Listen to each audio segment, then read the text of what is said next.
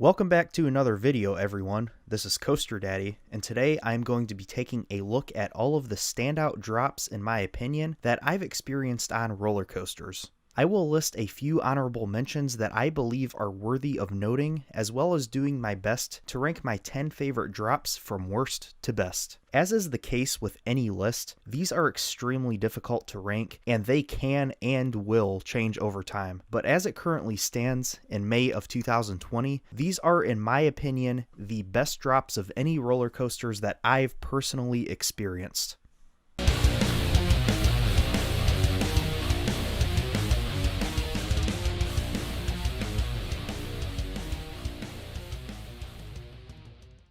Before jumping into the list, just a quick reminder, if a coaster is not on this list, it's because I most likely have not ridden it, or if I have, I just don't think it had an awesome enough drop to make the cut. Let's get to the honorable mentions. Thunderbolt at Kennywood actually has two fantastic drops. It has a 70-foot drop right out of the station and a 90-foot drop at the end of the ride, which is actually the largest on the ride. And that's because of the way this ride is situated in the terrain. It really uses the ravine to its advantage. Vortex at Kings Island is the only defunct coaster that I'm featuring in this video. And although it didn't make the list proper, Vortex actually had a very awesome and impressive 138-foot drop, in my opinion. It's the first drop of the ride. It was by far my favorite part of the ride, actually. I wasn't a huge fan of this ride overall. It just didn't really do a whole lot for me, but I definitely did enjoy that drop. And I felt like it was worth mentioning, at least as an honorable mention. Mystery Mine at Dollywood. Actually, the last drop on Mystery Mine is a 75-foot, 95-degree drop indoors. It's very intense and it actually spirals a little bit, so it has a good whip to it, has some good airtime. It really just took me by surprise. This was a really good drop.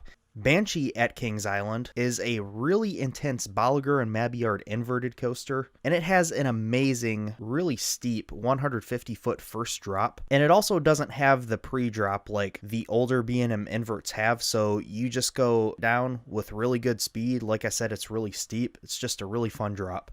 And the last of our honorable mentions just barely got edged out of the proper top 10 list. This is Skyrocket at Kennywood. In my opinion, this is a really underrated Premier Rides Skyrocket launch coaster. There is an amazing pop of ejector air over the top of the hill after you get launched, and then you go straight down about 90 feet. And it's just a really good, underrated, really fun ride with some really good airtime. And that first drop especially, you get insane ejector going over that top hat. It's very cool. Starting off the list proper, we have an oldie but a goodie. This is Gemini at Cedar Point. Gemini opened in 1978, and in my opinion, this is an underrated ride and also a very underrated drop. Why is this one of my favorite drops on a coaster? Well, it's 118 feet, so it's pretty good size. Every single time I ride Gemini, my breath is just taken away by this drop, and it also has an amazing head chopper, one of the best head choppers I've ever experienced on the first drop as well. No matter how many times I ride it, Gemini is always a really fun, breathtaking first drop. Number 9 is Twisted Timbers at King's Dominion. I've been on 3 RMCs to date, and although this is by far the smallest RMC that I've been on, this actually has the best drop out of all the RMCs I've experienced. You get awesome airtime as you're rolling down that 109-foot barrel roll down drop. It's just really unique, a really different sensation compared to the typical straight down drop. Of course, it's very, very smooth being an RMC. For those reasons, Twisted Timbers is definitely a top tier drop in my opinion. Number 8 is Voyage at Holiday World. Now, I have to say, it's been 5 years since I've been to Holiday World. I don't remember this all too well. I definitely need to get back to Holiday World and experience this again. But Voyage has a humongous 154-foot, 66-degree drop, has great floater airtime, although I don't remember it the best. Otherwise, it might be a little bit higher on this list. At number 7 is another gravity group, Monster, Ravine Flyer 2 at Waldemere. This first drop has amazing floater air in the back, and it's also pretty big for a wooden coaster drop as well. Even though the lift hill is only 80 feet tall, it has a 118-foot first drop that also twists to the right. And as I said, sit in the back for the best experience on this drop.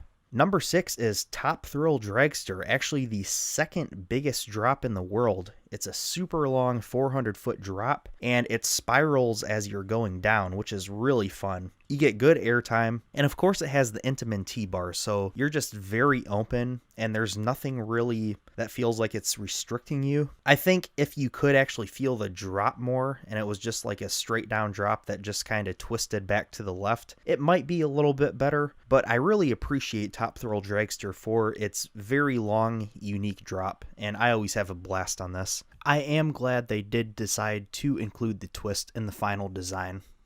At number 5 is another Intamin. This is Intimidator 305 at King's Dominion. Now, this is not as highly ranked as the other Gigas in terms of the drops, because even though it has a 300-foot drop, it actually felt a little bit shorter than that to me.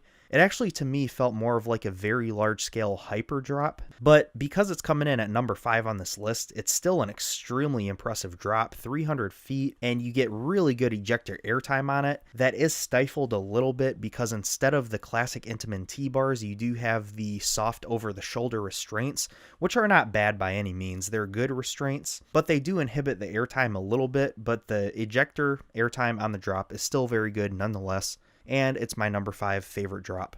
At the number 4 spot is another really intense coaster. This is Phantom's Revenge at Kennywood, and this is actually not the first drop on the ride. Phantom's Revenge actually has a super long and intense second 228-foot drop into the ravine. It goes right under Thunderbolt, and it provides a very good head chopper. And this drop is just so intense. When you get to the bottom of that drop, the G-force there is just insane. This is one of the most intense drops I've experienced, and it's really incredible. Not really like anything else I've experienced either.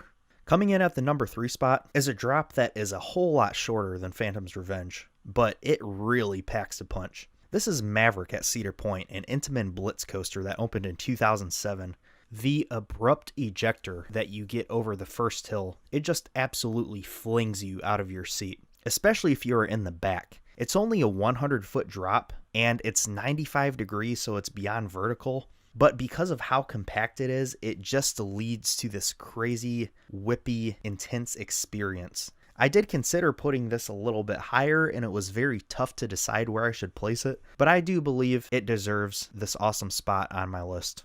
The number 1 and 2 spot were very difficult for me to decide on because they're almost interchangeable, but ultimately I did decide on Fury 325 at Carowinds, the Bolliger and Mabillard Giga Coaster, as the number 2 drop that I've experienced. This first drop just feels like you're falling forever. It has great ejector airtime as you have those awesome B&M clamshell restraints that give you a lot of room. It's a 320-foot drop at 81 degrees. And like I said, it just feels like you're going and going and going. It's like it never stops. It's just such an awesome experience, and it never gets old no matter how many times you ride this ride.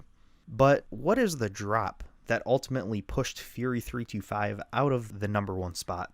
Well, it would be the legendary Giga coaster known as Millennium Force at Cedar Point. This is not my favorite Giga that I've been on. Actually, it's my least favorite out of the 3 Gigas I've experienced so far, but it's an incredible ride, and that first drop is just so good. I believe you should sit in the first seat of Millennium Force to really experience the drop for what it is. You can really feel that length. It's a very long 300-foot drop at 80 degrees. It has amazing ejector air because of those classic Intamin T-bar restraints once again. So you just get flung out of your seat, especially if you're in the back. But as I mentioned, I do believe the front seat is the best, so you can really feel that drop and just feel the wind rushing in your face. It's such an amazing drop, and I do believe it deserves to be listed at the number 1 spot as far as my favorite drops go.